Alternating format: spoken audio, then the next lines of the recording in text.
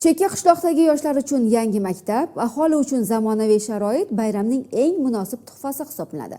Mustaqilligimizning 35 yilligi arafasida Surxondaryoda ana shunday ta'lim va infratuzilma obyektlari nafaqat shaharlarda, balki olis hududlarda ham foydalanishga topshirilmoqda.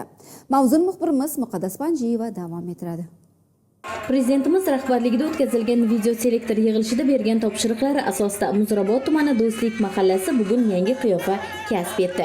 Hududda obodonlashtirish ishlari olib borildi. Mahallada muhandislik, kommunikatsiya tarmoqlarini yangilash, ichki yo'llarni tartibga keltirish, elektr energiyasi va ichimlik suvi ta'minotini yaxshilash, hududni obodonlashtirish hamda aholi yashash xonadonlarini zamonaviy qiyofaga keltirish bo'yicha keng ko'lamli bunyodkorlik ishlari amalga oshirilib, hudud qiyofasi bugun aholi vakillariga bayram shukuhini ulashdi. Shuningdek, tumandagi Mehrigiyoh mahallasida yangidan bunyod etilgan 120 o'rinli davlat maktabgacha ta'lim tashkiloti foydalanishga topshirildi.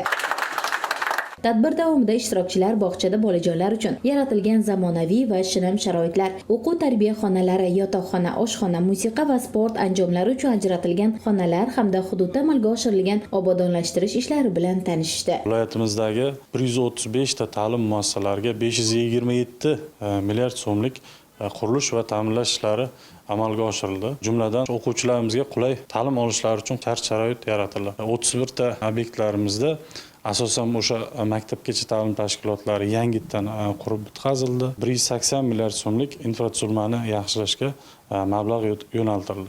Olis va Tog'li Boysun tumanidagi 4-umumta'lim maktabida ham ta'mirlash ishlari olib borilib, maktab yangi o'quv yili uchun shay holatga keltirildi.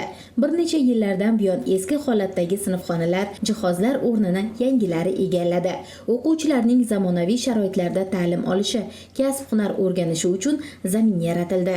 Boysun tuman maktabgacha maktab ta'limi bo'limida hozirgi vaqtda 2026-2027 o'quv yiliga barcha maktablarimizda hamda davlat maktabgacha ta'lim muassasalarini tayyorlash bo'yicha bizda hozir amaliy ishlar olib borilyapti. Mustaqillik bayram shukuhini Jarqo'rg'on tumani Yangi O'zbekiston massivida ham tuyish mumkin. Hududda aholi sonining ortib borishi va ehtiyojdan kelib chiqqan holda 44-sonli maktabgacha ta'lim tashkilotida ham qo'shimcha binolar qurish ishlari jadal sur'atlarda ketmoqda. Bizning 44-sonli davlat maktabgacha ta'lim tashkiloti 180 o'ringa mo'ljallangan edi. Aholi sonining oshishi evaziga mana prezidentimiz tashabbusi bilan qo'shimcha bino qurilyapti. Bu qo'shimcha binomiz ham 180 o'ringa mo'ljallangan. Qurilish uchun 6,5 milliard so'm mablag' ajratilgan. Bu yangilanishlar avvalo bolalarning sifatli ta'lim olishi va kelajakda munosib kasb egasi bo'lib, kamol topishiga xizmat qilishi bilan birgalikda aholi vakillari uchun Mustaqillik bayramining 35 yilligiga munosib tuhfa bo'lmoqda. Muqaddas Panjiyeva, Xolmat Imatlayev, Surxondaryodan.